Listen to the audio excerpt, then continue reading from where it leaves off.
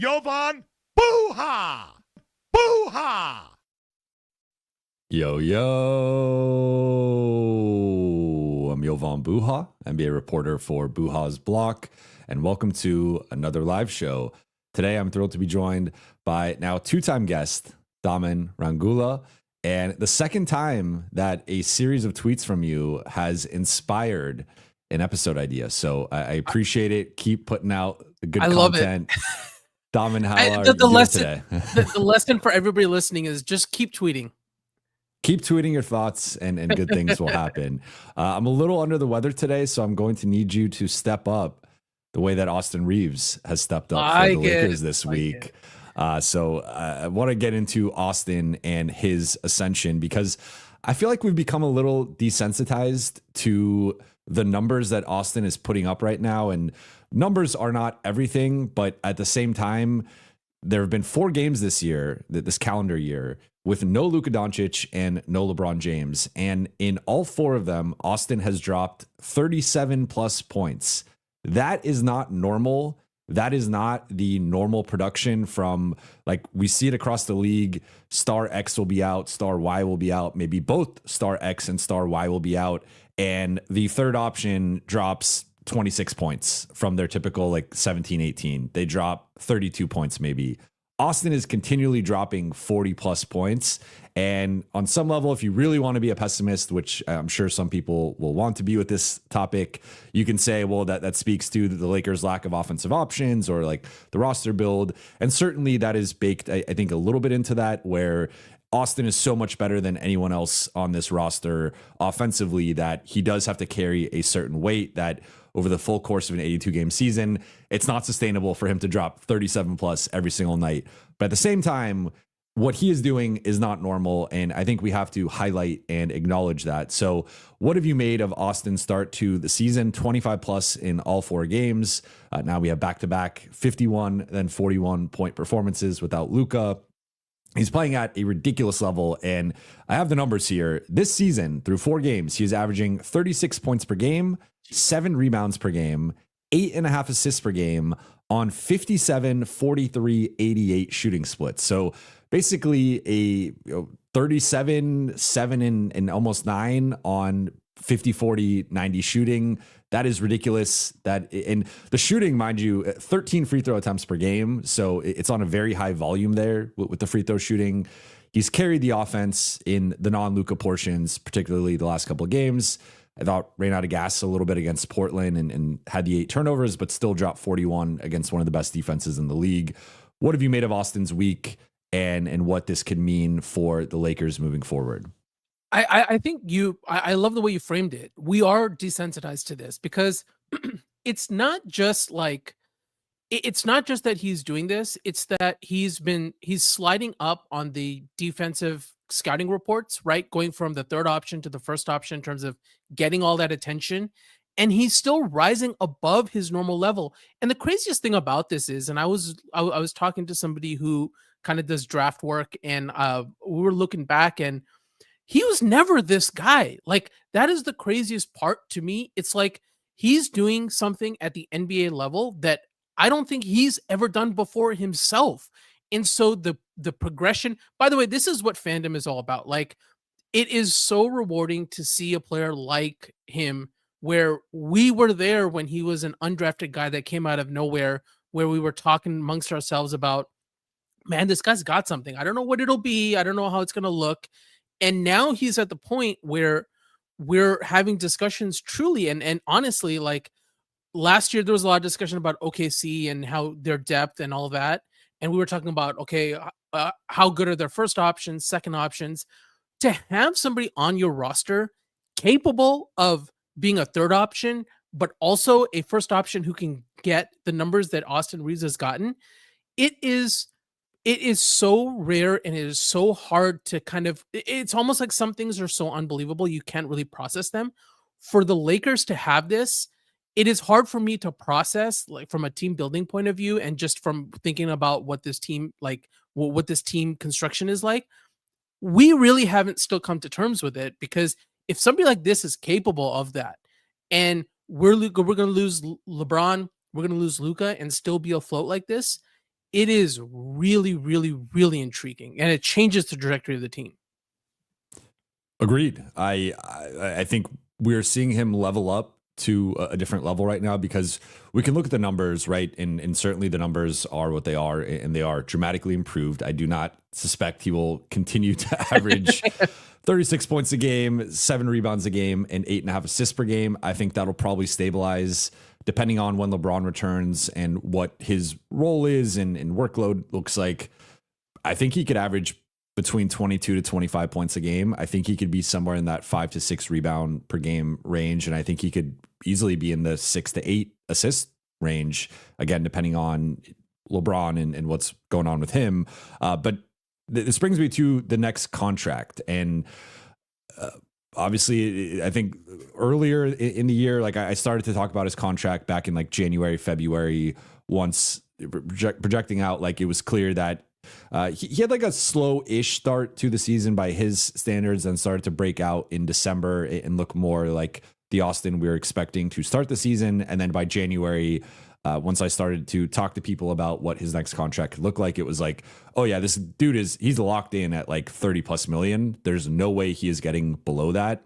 And I started to talk about that on the pod, and it was a bit polarizing for some people. They couldn't fathom that Austin would be getting 30 plus million. I also think people have to remember like the sticker shock of just the new CBA, things changing, and 30 million is more, like people say 30 is the new 20 or 40 is the new 30. It's like 30 is kind of the new 20. And that's where I think Austin is now ascending to a different level, where I feel like the floor now has got to be 35. And that even might be a little low. He is reaching a point where it is, again, he's got to hold this up for the entire season, and then he's got to play at a certain level in the playoffs. And those are two things that we just don't have a crystal ball. I can't tell you what that's going to look like, but with the way this is starting, he's looking like a guy who, like, his max to start for next season is 42-ish million. That's in play, I think, here. So with that perspective, like with his ascension and the production and how he's looking, because again, I think it's beyond the numbers. It's like, it's the actual shot making. It's the ability to draw contact at a level we haven't seen from him in a couple years. It's the decision making, and like the pass shot decision making, I think is just at a different level. The confidence, like he's cooking. I mean, he just was cooking Tamani Kamara. Obviously, the turnovers were a bit of an issue, but like he still got the better of him. Klingon, he's just doing this against everybody. Did it against Minnesota as well. So with the way that he's looking and with what that contract could be, how does that factor in your opinion, to like the future of the Lakers and how they build out this roster? Yeah.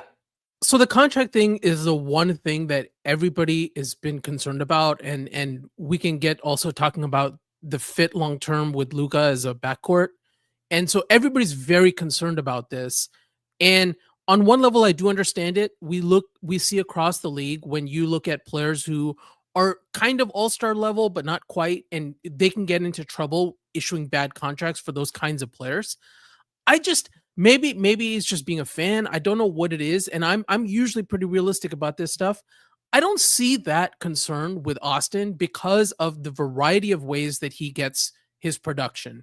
It's not like there's some guys where if their shot's not falling, can they do something? Like the different ways that Austin's attacking, I feel like the value will hold. And, we don't like talking about this sometimes in like transactional sense, but if we just talk about this in a transactional sense, I think if Austin's contract is 35, 40 million, etc., we're seeing if the Lakers make a decision long-term a year from now, hey, actually, we don't think Austin and Luka long-term is the right fit. You need contracts to trade for big pieces if you're going to do that. And so I think a little bit of the fear is overblown. In fact, that can be an asset of like, how are we going to match contracts in these cases? Free agency is not free agency anymore. It's all via trades, and you need salaries and you need assets that way. And so I'm less concerned about that value number, especially if he plays well enough. The playoff point is a good one. And how when playoff defenses really gear in on how to attack the Lakers, can Austin make them pay in a way that he looks like he has this season, but didn't look like in the last playoffs? And so that could determine just how close to the max he gets. But I am not concerned at right now with the way he plays. It's not just it's not like he's a product of a system. It's not like there's one specific thing that he does that is just above all else. He's just damn good at so many different things that are productive.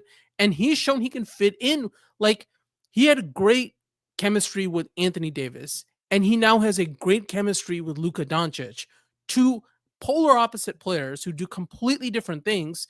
And he's had a great chemistry with LeBron, right? Like, their two-man game has been awesome over the last couple of years. Absolutely. And so if I'm another team looking at that and it's like, oh man, it's a $40 million contract, do we want that? I want that because he's shown it. 100% agree. And this is something, a point that I've been making is like, you have to retain the asset. You cannot let Austin walk for nothing. So I like, and this also to me is why I don't think it really makes sense to trade Austin this year, is because any team, you're trading him on a much lower salary. So he's making 14 million this year. So that limits the potential return you could get. Obviously, there are players on value contracts. There are rookie scale players, right? But if you're thinking about flipping Austin for a bigger star, Giannis is the white whale that's out there, right? But maybe a different star shakes loose at some point here in the next 6 to 12 months. Yep. Trading him on a $14 million deal versus a $35 or $40 million deal, totally different number in terms of packaging. Now you can package not like one player potentially and get there versus having to package like 4 players or 5 players to try and get to a salary of 50 plus million, 60 plus million, whatever it might be. And then also I think Austin's value right now is actually a little bit lower compared to what it would be. Because if we look at a guy like Desmond Bane and why the Magic were willing to give up as many draft picks as they were for him, it was because he was under contract for multiple years. Whereas Austin, Austin is opting out. Like if Austin gets traded, Austin can get traded to a situation where he is the face of the franchise. He's the number one guy. He is going to opt out. He is not going to opt in next year, and he's going to get a bag this summer, regardless of whether that's with the Lakers or in a different situation. So if you are trading for Austin, you now have to factor, like you got to factor in what's your cap situation. Do you think you can retain him? Are you willing to go as high? Because I also think there's like the loyalty aspect where he wants to be in LA. He wants to stay a Laker. Maybe he's willing to take like a slight haircut on whatever that contract is to stay in LA. If he gets traded to Team X, I don't think that's happening. I think it's like, who's paying me the most amount of money and like, what's the best situation for me, regardless of loyalty to this team. So I think like there's a lot of inherent risk trading for Austin this season compared to potentially in the future. So I think if you're the Lakers, you let the season play out. He's probably going to put up big numbers. He's probably going to have a great year, continue to get better as he has. And then we'll see what happens in the playoffs. And that's, of course, going to be the X factor ultimately for his contract. And that could be the difference between 32 million or 40 million. Like there could be a range there. But I think he's played his way into at least low to mid 30s in my opinion. But then next year, even if it doesn't work this postseason and the Lakers lose in the first round and it's clear Austin and Luka, there's just a limitation, you then flip him in 2026, 27 once he's trade eligible, and you have a pretty tradable contract. Because even with some of the limitations he and Luka might have together, I don't see a world in which people look at Austin at 35 million as a bad deal. That's just like he would have to get injured basically for that to occur. And otherwise, like he's a $35 million player. I don't know what else to say. And he's probably worth more. So I think the Lakers are in a pretty good spot with that. And the prudent thing is to re-sign him and then flip him if you want to flip him. But I referenced at the top, you had a couple of tweets that inspired today's show, and you had a tweet about the Lakers having the best backcourt in the league. I think that's pretty obvious, but I know some people have pushed back against that. So why do you feel they have the best backcourt in the league?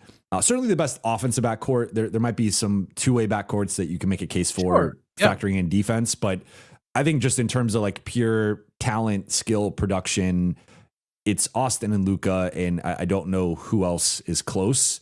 But are there any other backcourts that come to mind? And like I saw people throwing out Tyrese Maxey and VJ Edgecombe, which I think that's a little premature. And that pairing also has some defensive concerns, I would note. But in terms of the best backcourt, I mean, is there anyone else that comes to mind? And with that context of LA having a 26-year-old and a 27-year-old both about to enter their prime, how should that inform how they go about operating in December to February with their contracts, with their picks, and making potentially an aggressive move to upgrade this roster? Right. Yeah. And why I felt like tweeting that, I'm like, I was trying to think, I'm like, what other backcourt has a situation where if one guy sits out, they can still keep and run the entire offense and get 40 points efficiently and keep a team afloat just by themselves. And I couldn't come up with another example. And I think this is one of those things to where we started with. It is underappreciated how difficult it is to score like this at the NBA level. Just not just looking at the opportunity, not just look the actual physical ability to execute on that and do it relatively consistently. It's really rare, and we got two guys right now who have not only can do it, they've done it like this season. And so I was just like, man, who's better at this? And I, as somebody who like I value winning, so I will always give the nod to a team like OKC. If you want to include J-Dub in the backcourt, kind of, sort of, I can see where you might say, okay, SGA and J-Dub. If that's it, then yeah, I would put those two ahead of them. But right. that would be the exception. Fair. Right. That's totally fair. And I would say that is the exception. And so I would say this, I'll take them over Donovan Mitchell and Darius Garland. Yeah, I think there's way more defensive concerns with that pairing. Exactly. And I think if you look at the one like Luka's better than Donovan, and I think I have more confidence in Austin than Darius Garland. Man. Yeah. Health matters too. So and there's a size thing, right? Like Luka and Austin, their defensive limitations are what they are. I think Austin's a little underappreciated in terms of just situationally and just physical. Both of them really know where to be at a time, and so there's value in that. But there's also good size there. Both of them have good size for their positions, and that makes a big difference. So when you compare somebody like Garland, who's in and out of the lineup and smaller, so I would definitely take Austin in that situation. And so when we're talking about that, though, it really becomes interesting. It's like we've talked a lot over the summer about, they need to make a swing for XYZ player.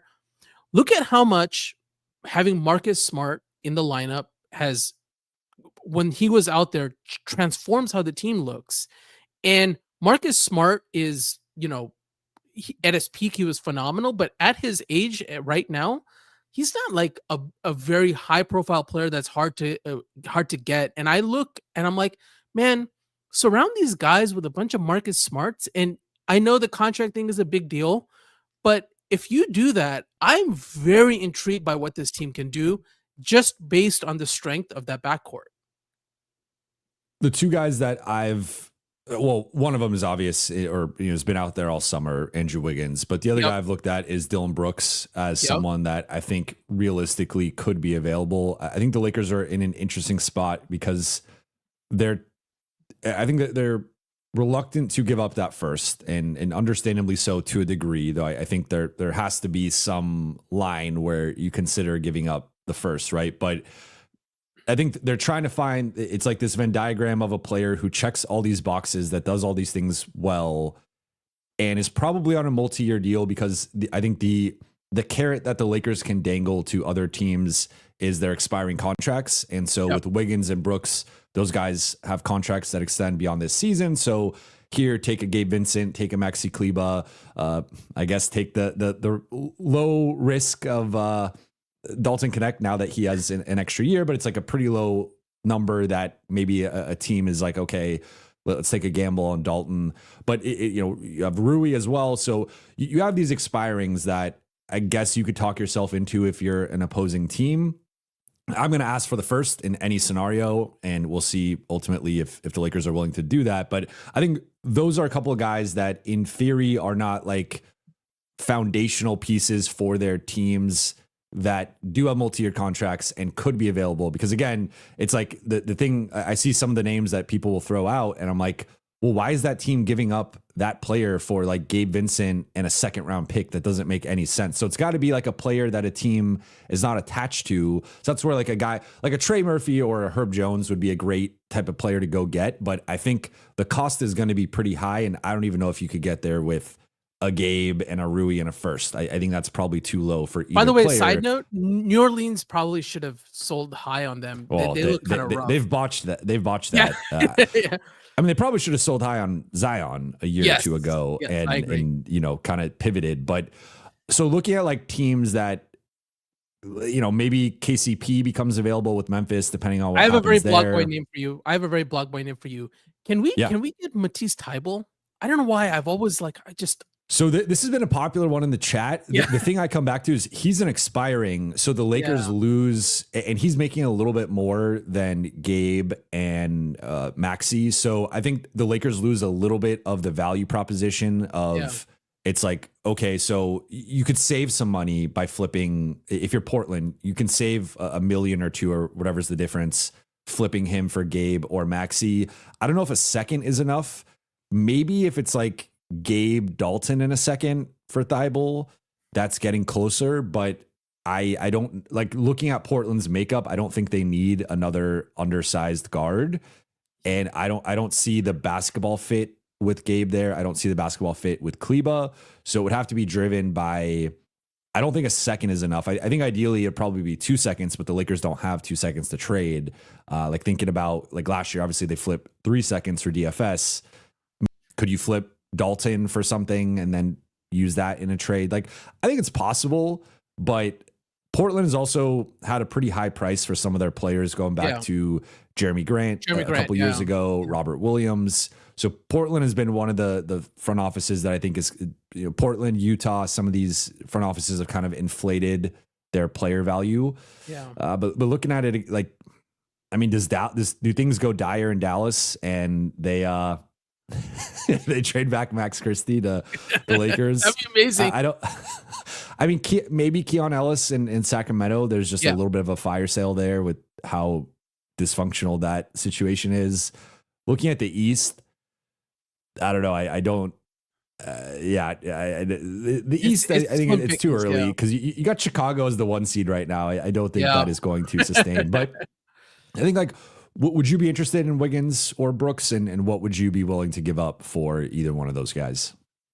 So maybe we can expand this conversation a little bit to the backcourt conversation we were having, right? I've been thinking about something too in this front. LeBron James has been sitting on the bench, famously as idiots like me decided to tweet about his body language after the first game. And he's observing maybe highest IQ of all time.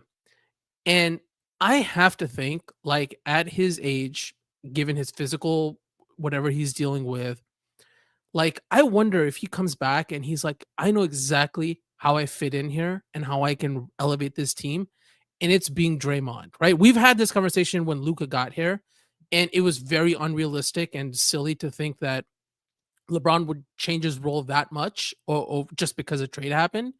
But he's coming into the situation, and there is a potential, there is an outcome here where LeBron changes who he is as a player traditionally and is so valuable in that kind of a role where you can say, okay, Wiggins, the price is this, and if we don't get him, it's actually okay because between Rui and Vando and LeBron doing and shifting their game to let Luka and Austin just completely take over in the way they have, like, these conversations become, sure, I'll take Wiggins, sure, I'll take these guys, but this is the price and we're not going above it, and you actually have leverage because the Lakers are probably pretty good in that case if that's the way it pans out. And I've been very interested to think about not just when LeBron comes back, but how he sees his role himself. Like, this is not going to be something that JJ tells him. This is going to be, I trust in him to see it and come back like that. And it changes then what you need and how badly you need it.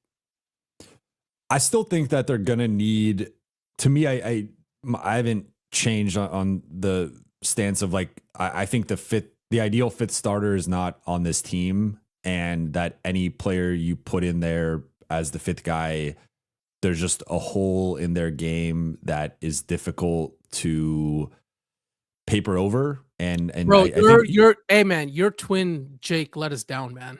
It's been rough. It has been rough. I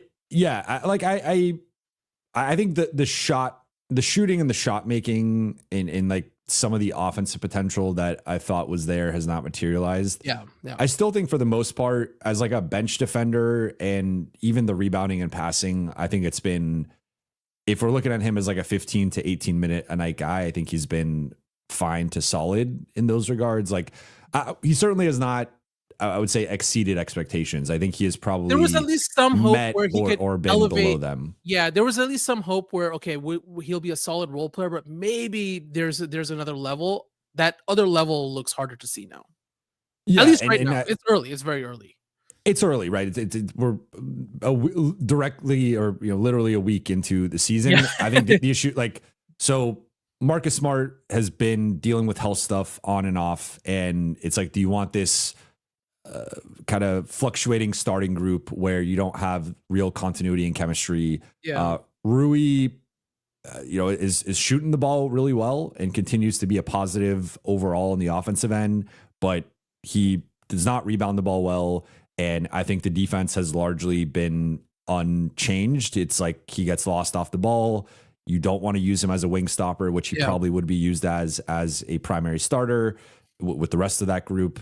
And I think that's probably the way they go because he is reliable and healthy. And JJ had the one comment where he was like, I know with some guys they prefer to start, and that's going to factor in. And like Rui's clearly a guy who prefers to start. Yeah. If you ask him about it, he will say it. And so I think Rui's probably the fifth starter, but I think that really caps your defensive potential. Vando has airballed more threes than made threes this point, up to this point in the season and preseason and the regular season. So it's like that whole thing about Vando's shot improving is just not materialized at all. No. I will say, like, 14 last night against Portland, like he has looked a little bit more comfortable with the finishing and some of like the quick moves around the basket. He still will miss some of those, and you don't want him handling the ball too much or trying to self-create. But I think Vando overall, the finishing's been better, which is a step in the right direction. It's just, I don't think he and Ayton should be playing together for large stretches based on the spacing.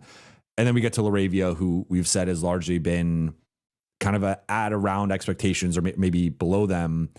I don't see who the fifth guy is here. So that's where I still think, to kind of bring it back to the Wiggins-Brooks conversation, I think either one of those guys is a major defensive upgrade over Rui and still shoots the ball well enough to be like an upgrade over Smart, whose shot can come and go. That I think those guys, if you can find a way to, I didn't even mention Gabe, who's now out 2 to 4 weeks, but we know like Gabe should not be the fifth starter. We saw that the first couple of games. It's just, I think they still need that guy. If they can get that guy and round out that lineup, I think that lineup has can compete with anybody, can compete with OKC, can compete with Denver, can compete with Cleveland, New York, go down the list, pick your team.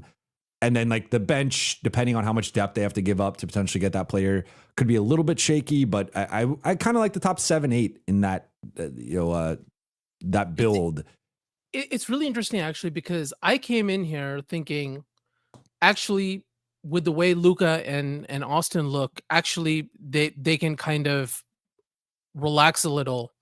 But in talking to you, it actually gets me more excited to maybe actually now is when you make those calls again and say, all right, no, for real, what are we doing? How can we make this transaction happen? And so that's interesting. I am curious. Miami looks better out the gate than perhaps people thought, and that might change the calculus on Wiggins. The offense has looked really good. They're averaging 127 points per game. They are 10th in offensive rating, so I think that's being propped up by pace a little bit. But the offense has looked really good. Yeah, and so that might change their calculus. Phoenix, their owners on Twitter, with his chest out. So I'm not sure if he's gonna let one of his guys go to the Lakers. And so, but that is interesting. I will tell you, just in this conversation, I've changed my mind on that. To be clear, I think this is more of like a late second half of December to like into the trade deadline of like that 6-week period would be when these things happen. So I don't think over the next like 5 to 6 weeks, the Lakers are likely to make a move. I think it's got to be kind of post December 15th, closer to Christmas time, similar to when they did the DFS trade. So I think we have a lot of time for things to go south with Miami or Phoenix, but I have poured over contracts and just team situations and like what makes sense. And I keep coming back to Wiggins and Brooks as being like the two guys who I think check boxes could be available for a realistic price for the Lakers. And like, it does come down to those teams actually being willing to play ball, which we don't know. And especially with Miami and going back to the summer and some of the negotiations with those two sides, like it was a little Rui first and Dalton. Although I will note, like that has not aged. No, it has not. It's not aged poorly for Miami.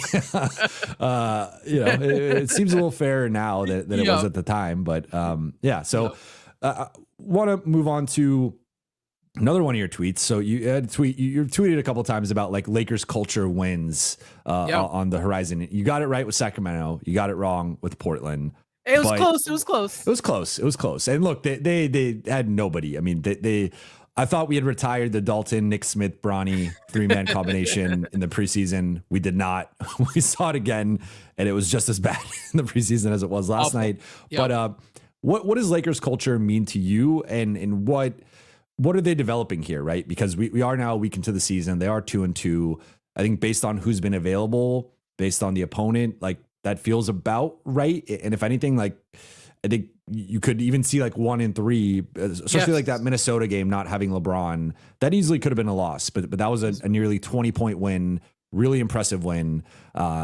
So 2-2 feels about right based on the schedule and who's been in, who's been out.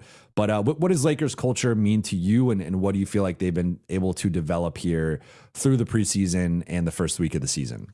Yeah, I think even yesterday, even though it was a loss, is a little instructive of what I was thinking about. And last night is actually when it was just like it was a thought that occurred to me. And so last night was a tricky game, second night of a back-to-back. Obviously, the roster is so depleted and they ran out of bodies. But what I was struck by is this is now just a week into the season. They have two of the team's pillars, Luka and LeBron, the leaders of the team, gone. And the Lakers, to me, didn't look lost out there. There was a plan. Everybody who came in, everybody who substituted in, didn't look out of place. Now we can talk, and people who much smarter than me can argue about the schematics and the decisions that are being made, but they're executing a vision and they're not lost out there. And I was struck by that because it's a little peculiar and it's a little unexpected for me to see that after a few years of talking about this, of not having any organizational consistency. One of the things we talked about in our offseason podcast was this is the first time in a while that there's like organizational continuity. JJ Redick is getting a full offseason. He's, obviously he was hired the year prior and there was a massive trade midseason, but this last offseason was relatively quiet. It was a relatively long offseason because the Lakers got eliminated in the first round.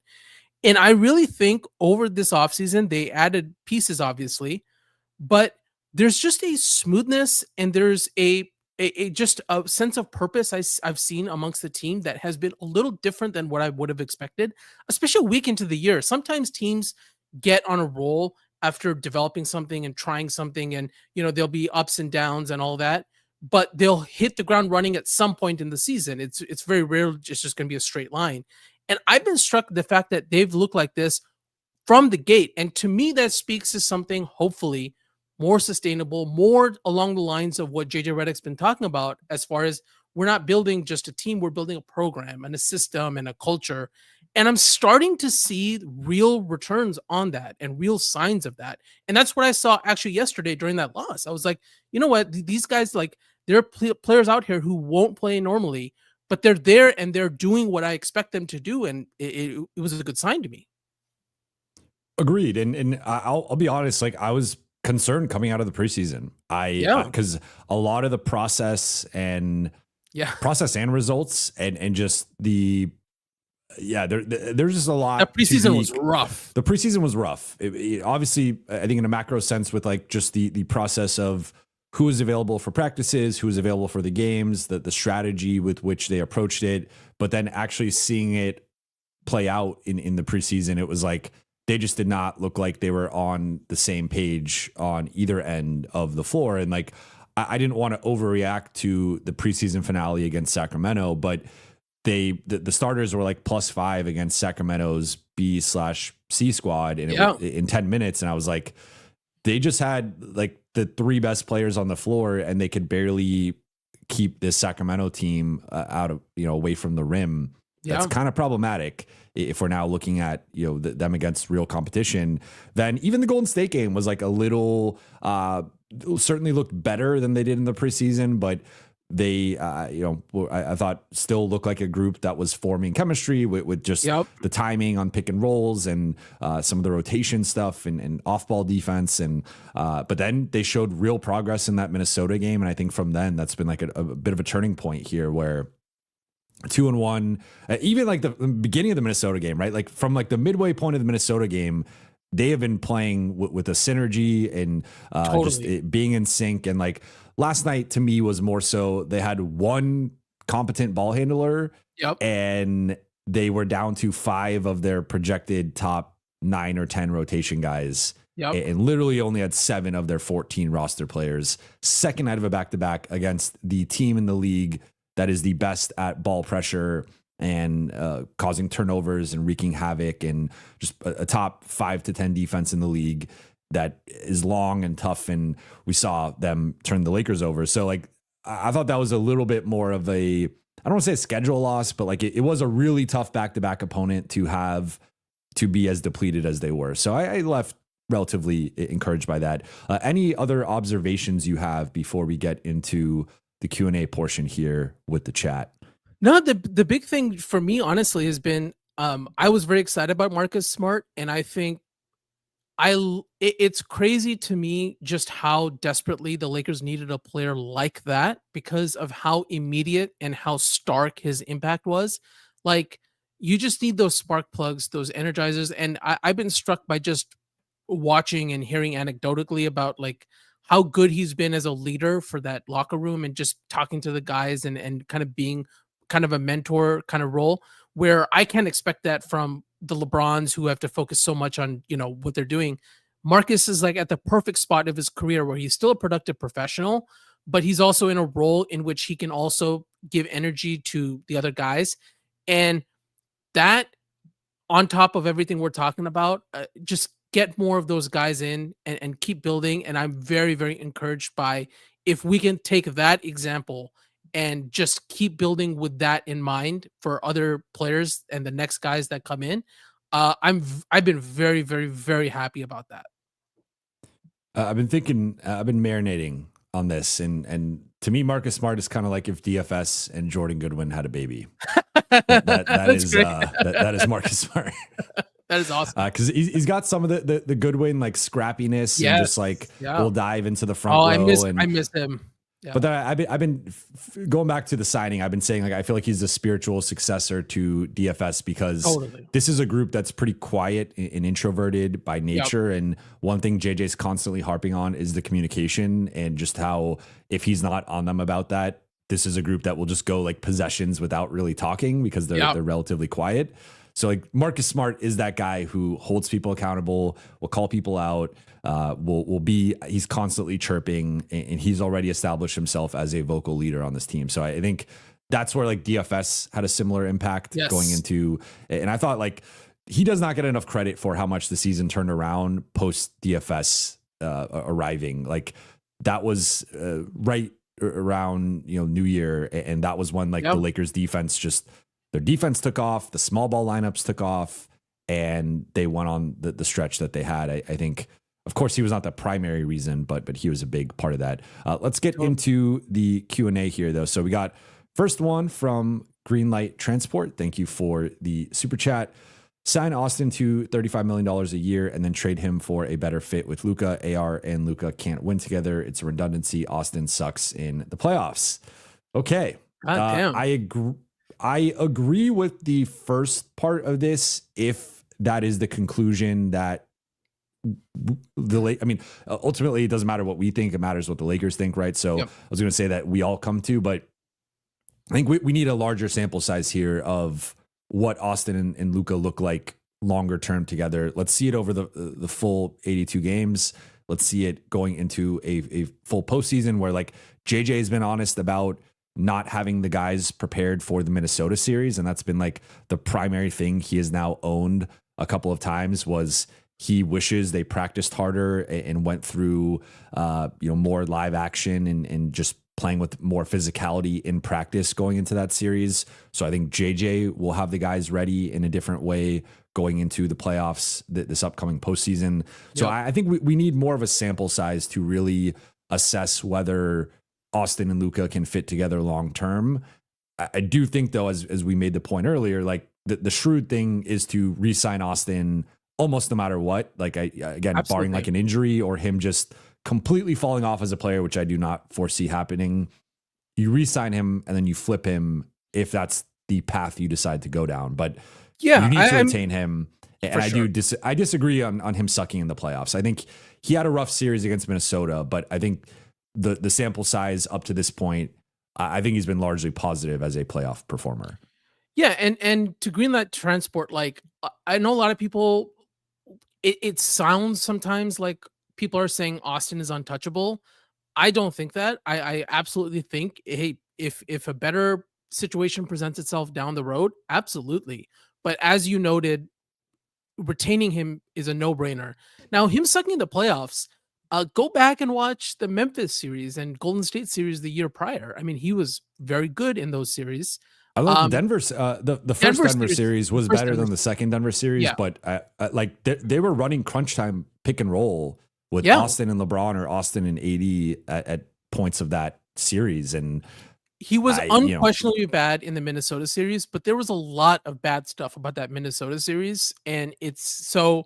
You're right. We do need to see more. We said in this podcast, before it will make an impact if he has a great playoffs or a terrible playoffs on maybe how high the Lakers end up going on this negotiation. But yeah, it's a little spicy to say he sucks. Beyond the game here, trade deadline, Lakers get Zaire Williams and Haywood Highsmith. Nets get Connect, Maxey, and 2 pick swaps. That's a good blog boy trade. I like it. That is a blog boy trade. What do you think about that? I mean, listen, pick swaps and stuff like that, I find to be completely overrated. So if other GMs think it's a great trade piece, I'm all for it.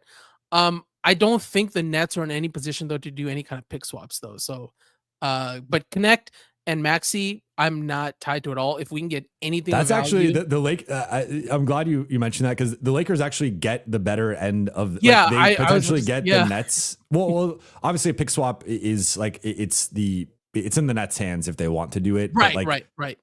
I'm saying more so Lakers got the better end of the deal because they probably will not have to pick like.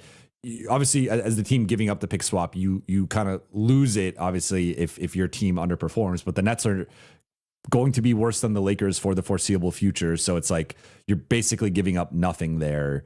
Like there is a little bit of risk if something goes south, but it's really Connect and Maxey for Zaire and Haywood Highsmith. I would do this if I'm the Lakers, especially within the context of this being the Nets.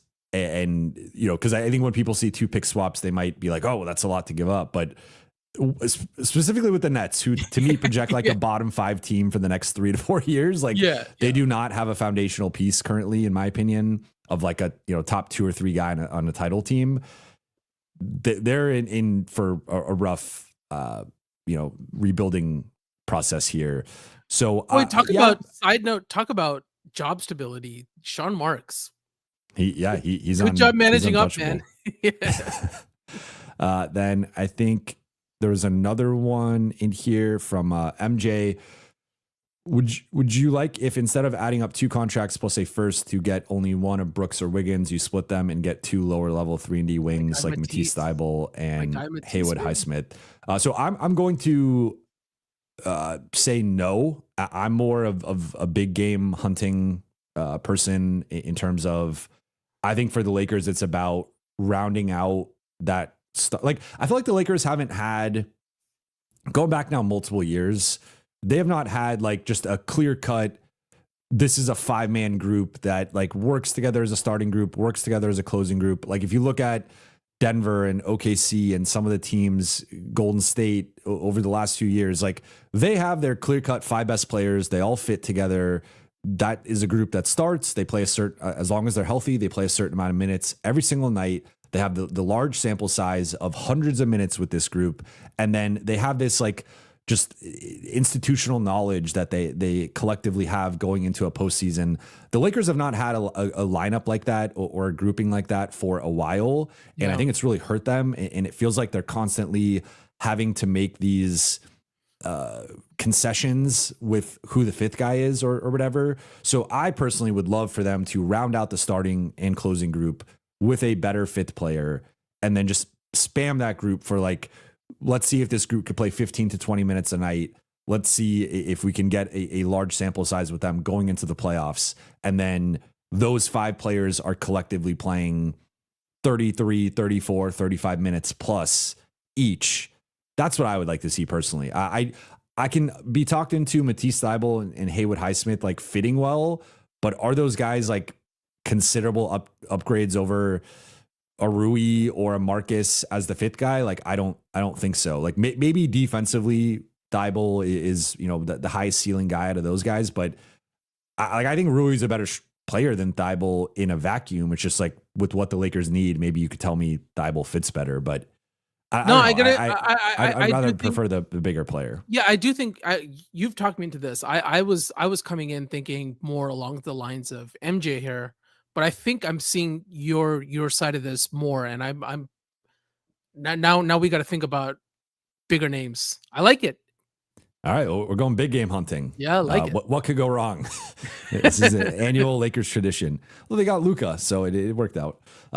Connor asks, what's the addition subtraction breakdown with a Rui for Wiggins deal? So I've talked about this before, so I'll let you open with it. Like, how do you view the calculus of what the Lakers get better at with Wiggins versus Rui and what they get worse at? You're doing it for wing defense. You're basically going all in on we need to just upgrade the defense on that position. And I do value that Wiggins has done it in an NBA Finals. He was probably on net for the playoffs, the second best player of that team that won the championship. I am a little wary of players like Wiggins when you hear a lot about motor issues or consistency with like sometimes they can fade in and out. And so the risk there would be Rui can also be prone to that, especially if he's not starting. But offensively, I feel like if he's given the position, Rui will still take the shots and he'll be more consistently aggressive. And so you may lose some of that consistency on aggression, but you'll make up for that way more on the defensive end. And if you look at the roster's needs for the Lakers, that is the biggest plus by far. And everything else, the trade-offs are kind of like you just accept, I think. I just think it comes down to, for me, I think Wiggins is a better player than Rui. And he just averaged 18 points per game last season. And I know that's not like the end all be all, but I think like, so I'll say from an offensive perspective, I actually think Rui's a better fit because I think he's probably a better cutter. Although Wiggins, we have seen, especially in Golden State, had value as a cutter, and he is athletic and he could finish through contact. And I think like there's a floor there with him that just from like an athleticism perspective, I think he wins that matchup against Rui. Rui's definitely a better shooter and a better catch and shoot guy, spot up guy.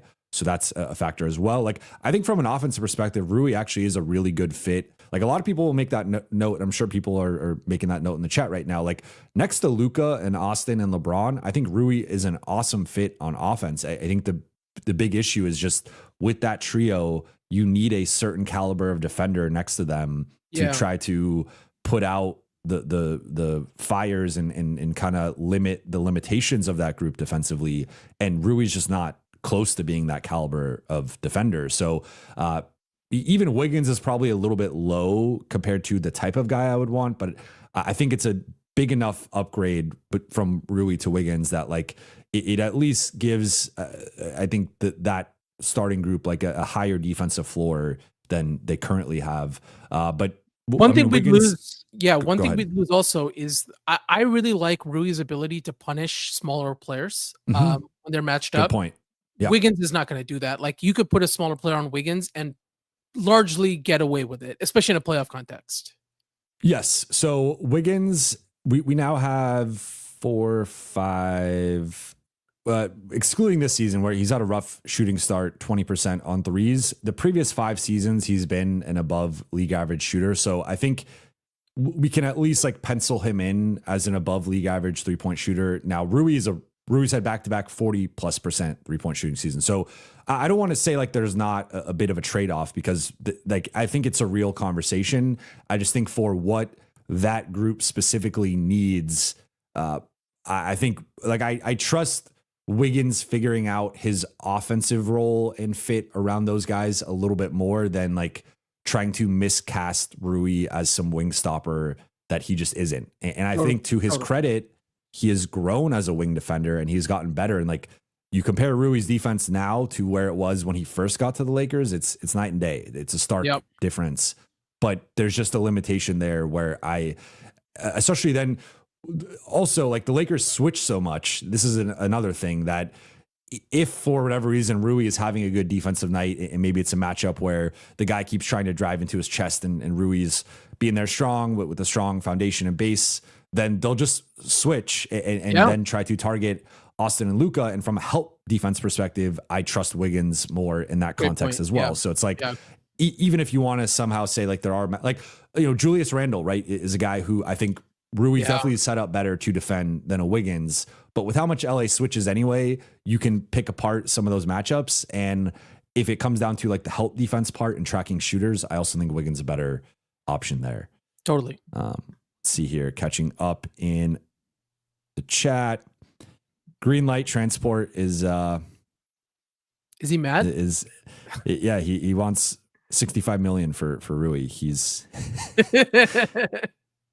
all right. Let's see. Do you guys have any more questions before we wrap up? Beyond the game, Jovan, would you trade Maxi Connect and a protected first for Ayo DeSumo?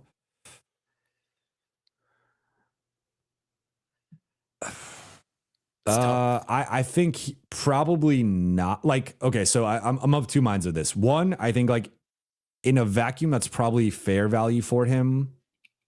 But two, I don't think the Lakers would do that. And I think it comes down to if we are I think right now there are 4 starters and closers, right? It's Luka, LeBron, Austin, Ayton. Mm-hmm. For me, if I'm giving up a first round pick, it has to be a guy who I'm confident can fit as that 5th guy. And I think DeSumo can fit as the 5th guy in certain matchups, but I don't think he's a little bit too small and a little bit too light to fit as like a full-time, like to me, he's more of a backcourt defender who can maybe scale up into some threes. But I think you ideally want a guy who could guard 1 through 4, which I know that's like, that's easy to ask for and hard to come by. But I think he's a little bit too small for what I would want as the 5th guy. Yeah. No, that makes sense to me too. But I really like him. Me too. Yeah. It's always hard to know with players like him, like, is there a lot of growth here, or is part of the reason the team's struggling because there's a limit to the ceiling? So it's hard to know when you're looking at a team like Chicago, but he seems like a good player. Yeah, let's see. I thought there had been one that I had missed a little bit earlier. I did want to say something I forgot. You had asked me something I was surprised by. I was very enthusiastic about the Ayton signing just because of what the cost was. Nothing other than salary. I've been very pleasantly surprised at how much of an impact he's had already. And it also goes to like, I'm very, very, very. That's kind of the argument for Wiggins, though, right? Because I think they both have relatively similar reputations in terms of the motor and them floating or whatever out there. And so far, Ayton has, I think, exceeded expectations. Yeah, no, it's we got one from Rico here. Then we got a super chat. Rico asked, Max for Gabe, Connect, and a protected first, whatever other filler you got to take. How does Rob get this done? I mean, I love Max. I love Max, so I'm probably a little biased here. I think he would complement that lineup really well. Like, again, kind of to our earlier point, he might be a little bit small, although he is, I think, a little bigger than Io in terms of, I trust him guarding probably threes a little bit more than I would with Io. And I think he's probably a better defender. Like, I think Io's better offensively and Max is probably better defensively, but it would maybe save some face for Nico Harrison. I don't know. Yeah, there's no way Dallas can do that. There's no way. I mean, look, if you, what I would love with this is if you could get Gafford. Yes. And, if there was a way to add Gafford into this, and then I would even remove the protection from the first. In that case, I would give up unprotected for Max and Gafford. Yep. But yeah, I think from like a macro perspective, I think it's just gonna be tough for LA and Dallas to come. Like Nico Harrison is still getting fired Nico chance. I just don't see him being able to. It'll be a while. Trade back. And we got a super chat here from Miss Optimist. Guest hoping LeBron would do more on defense at 40 because younger guys can't do it and need someone to do it for them, and also to save the first rounder for the future without him. Wild. Do you want to defend your honor here? Sure, Miss Optimist. Why are you being so pessimistic? No, listen. You're right. I'm not saying that LeBron is going to be the person to do it all, and I'm not even saying that he needs to take a big burden. I'm talking about when you split up the possessions and usage and all that. I'm talking about LeBron changing his role to fit in, not almost to save his body a little bit more, play more of the facilitator role, play more of the, I'm going to focus on rebounding tonight, or I'm going to focus on, those kinds of things. I'm going to focus on calling out defensive coverages more than, I'm going to take lead on that. That's what I'm talking about. And your point is noted about saving the Lakers first rounder. I've come around to that just in talking to Jovan today. Like, yeah, sure, you bring on a Wiggins to actually take on the real burden of that. I'm not saying LeBron is going to be defensive player of the year and we're going to force him to do all of those things. I'm just saying I was very intrigued by how Luka and Austin look at how LeBron's role might change and how he might see himself and how his role will change. That's what I'm talking about. It is 100% fair to not expect and not demand LeBron to be, peak Draymond. But present day Draymond, I think he could do without putting a big load on his body more than he already takes. That was more my angle. Understood. In defense of the genre, 1022 with some astute advice. Always use protection. Yes, folks. Don't be messing around in these first round pick streets. J1 Rui plus connect plus 2031 first plus 2032 second plus 2028 swap plus 2030 swap. You are this is a long one to follow for Ellison Monk. This is the emotional blackmail because I love Malik Monk so much. I might do it just for that, but go for it. Yeah, I mean, it's really Rui connect a first, a second, and 2 swaps for Ellison Monk. I have shared my perspective on, like, I'm a fan of Malik Monk, and in the 1 year I covered him, I wrote a big story on him. I really enjoyed getting to know him and talking to him and getting to know the people in his circle. That said, I think there is like a bit of a limitation for that player archetype in 2025. Like we're just seeing like the small bench scoring guard kind of go away. And I think some of the smaller, like looking at OKC and even Indiana, like the guys who are under 6'5" who are playing in that series, like Tyrese Halliburton's kind of borderline there, but he's an all NBA, top 15 player. But then you have like TJ McConnell, who is guarding his ass off and playing 94 feet. You have Andrew Nembhard, who's also one of the better perimeter defenders in the league. And you have Alex Caruso and Kayson Wallace, who are also picking up 94 feet and hacking and wreaking havoc. So it's like I think the bar, the league is shifting now where I think to be under 6'5", you either have to be like an all-star level scorer / playmaker / just force, or you have to be able to defend 94 feet and really be a difference maker on that end. And Monk is certainly not the defensive player, but he's also, I don't think, quite at the offensive level that we're talking about. So to me, he's just like a tricky player, in my opinion, to fit into like a 2025, 26 contending rotation.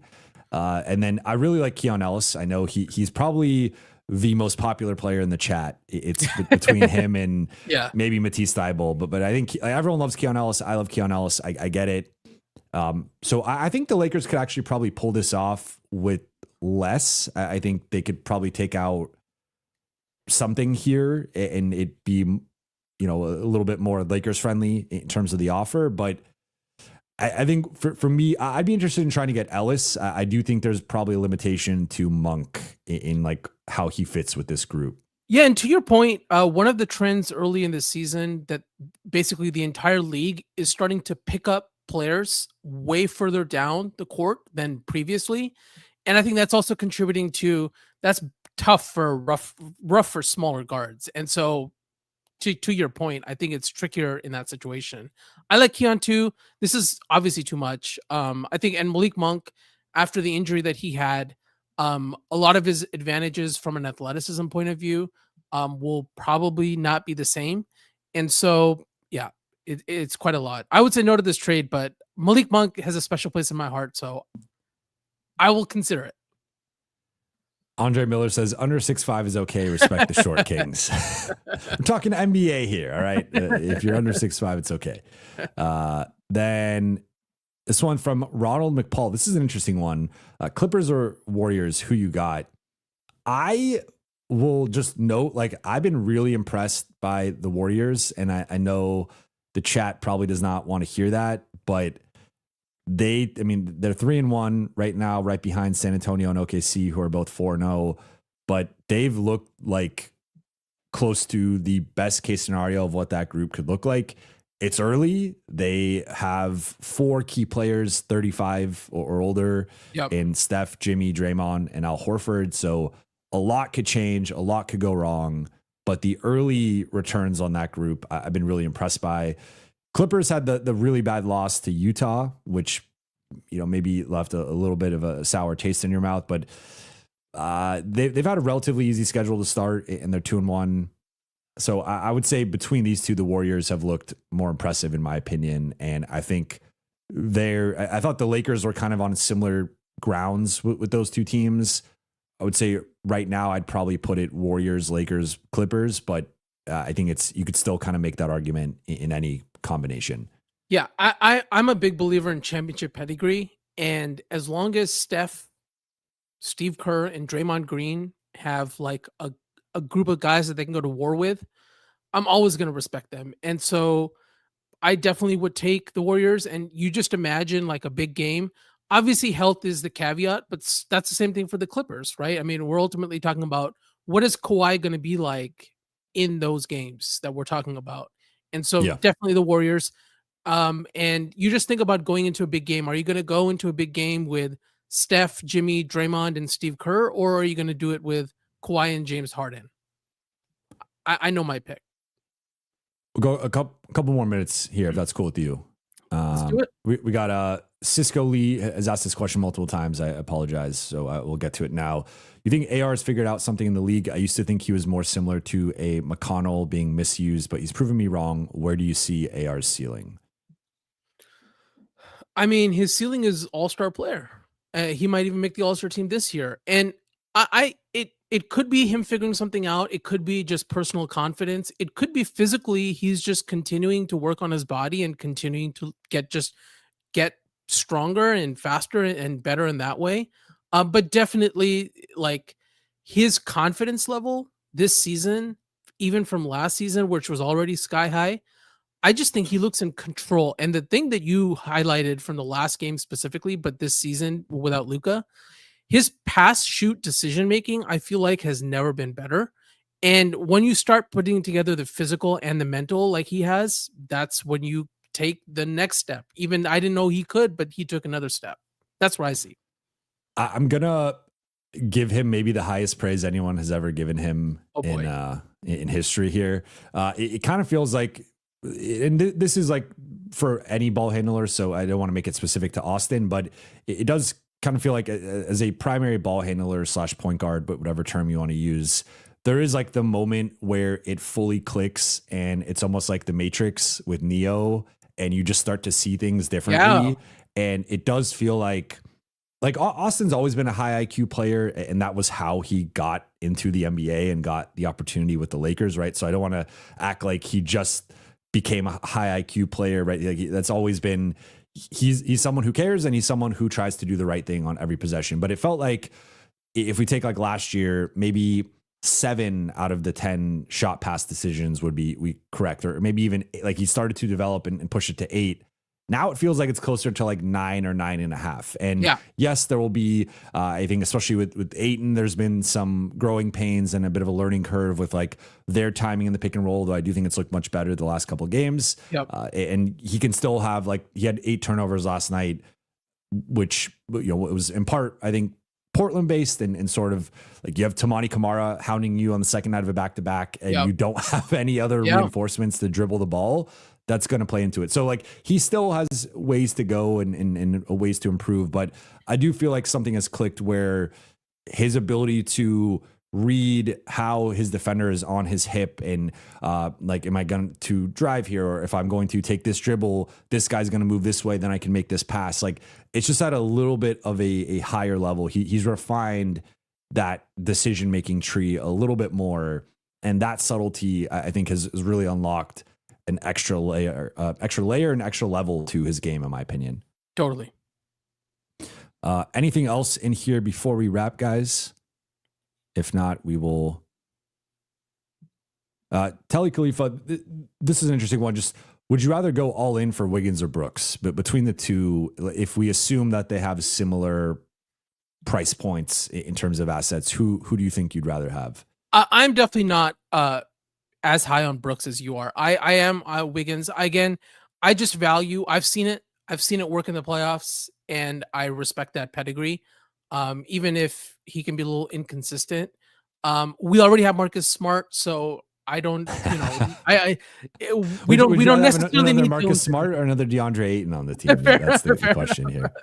No, yeah, I would definitely do it for Wiggins before I did it for Brooks. And just a quick update here. We just got the injury report. So Luka out, LeBron out, Maxi Kleber out, Adu Thero out, Gabe Vincent out, all as expected. Jackson Hayes and Marcus Smart are listed as questionable. So those will be a couple of big updates in terms of availability, because if the Lakers go into Minnesota with 5 rotation guys, we'll note they're out without Anthony Edwards. So that is that changes how I view that matchup, obviously, entirely. Like they don't have the Austin Reaves who can step up and assume, Jaden McDaniels just had a big game. Julius Randle's obviously an all-star level guy, but even with Ant, we saw some of their offensive struggles against the Lakers when they were throwing so much attention at him.